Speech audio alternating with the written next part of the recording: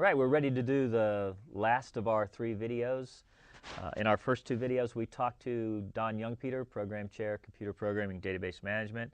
Talked a little bit about that program, a little bit about Internet programming, and about databases.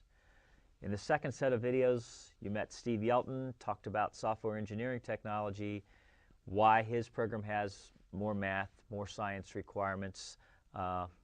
We looked at what the project classes attempt to accomplish, and also the concept of a common first term, why that was created. Hopefully all that's understood now. In our last interview, we're going to talk to Bob Nields, Program Chair of Business Information Systems, learn a lot about that program and why it's unique from the other 2 programs. And secondly, we're going to talk about high-level languages. We offer a whole spectrum of them. We're going to find out what differentiates one from another, and finally, why we offer that many courses. So we'll start with the first question. Bob, Business Information Systems, why is it unique from computer programming and database management and software engineering technology? Business Information Systems is what it just states right there. It's all about business and the information systems within business. I would say 100%, or just about 100% of all businesses globally use some type of technology within their business to support what they do. Our goal in Business Information Systems is to help students understand what goes on in a business, how technology plays in that business, and how then to give you the skills to be able to get employed by businesses. To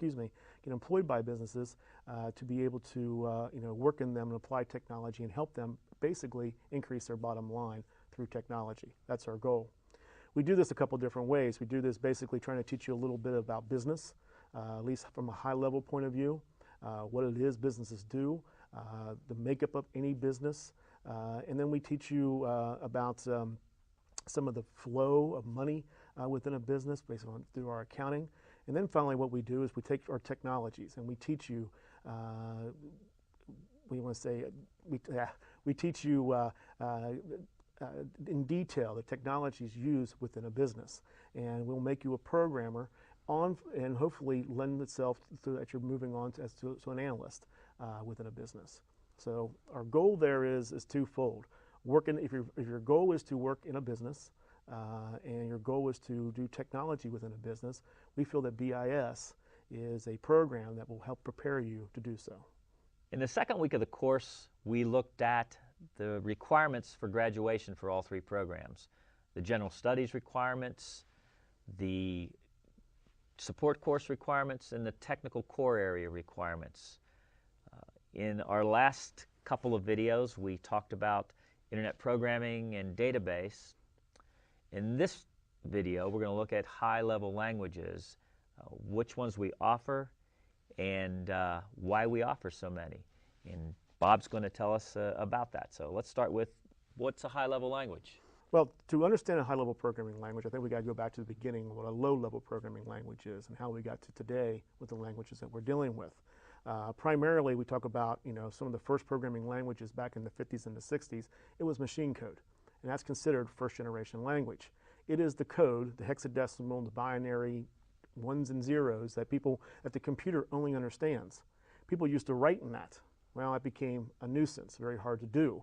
So we went to the second-generation language, which became assembler.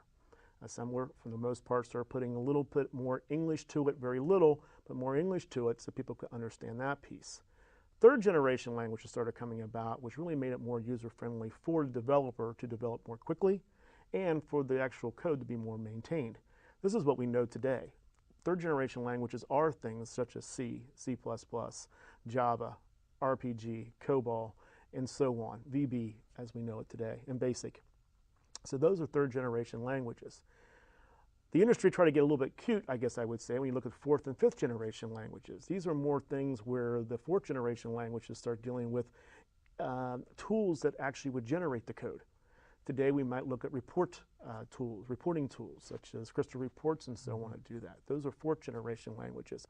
Programmers still need to be involved in fourth generation languages. However, the tools themselves literally generate a lot of the code. Fifth generation languages, in a sense, programmers don't need to be involved. They take rules in and generate the code that way. Though there was a lot of hype of that back in the 90s, it's kind of slowed down, but there's still some goals that later on those might come back.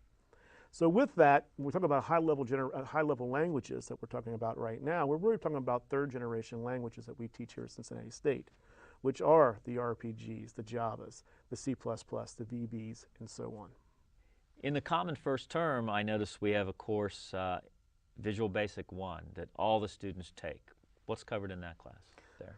Visual Basic is our introductory course. There's no prereq to it, and there's no assumption that you know anything about programming. In some cases, I like the fact when people walk in with no idea about programming. What we try to do is basically teach students what businesses are looking for. That's what we're trying to mold you into doing. Not just businesses, but all industry in a sense. So we start off in Visual Basic, not just talking about Visual Basic in a sense, VB1. We start talking about, you know, the whole idea of design, how to think like a programmer, how to solve a problem. And then we get into the introduction into VB to the point of trying to, you know, get your hands dirty in this language. It's still a very, you know, rudimentary type of course. We don't go very fast. We try to get the whole idea when you leave there that you understand how to think like a programmer. And that is a goal that not everybody can do. And it takes some practice, but it also takes ability to be able to do this. We get a lot of students in there saying, I'm reading the book and reading the book and reading the book, but I can't find the answer. The answer is in your own logic, and that's what we try to pull out of you in this class by utilizing VB and other mechanisms as we go through it.